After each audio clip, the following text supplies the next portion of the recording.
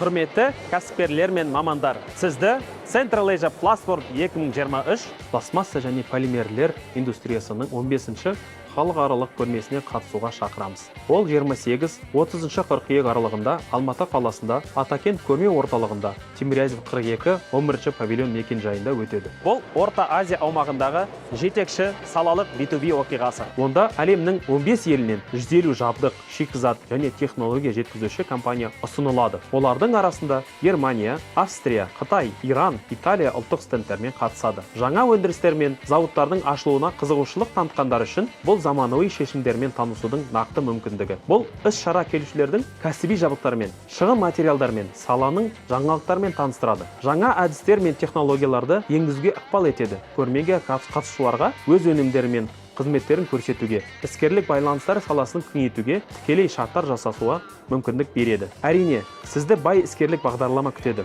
Анықтама телефоны 266 36 80. Көрмеге тегін бару үшін мына сілтемеге өтіп тіркеліңіз.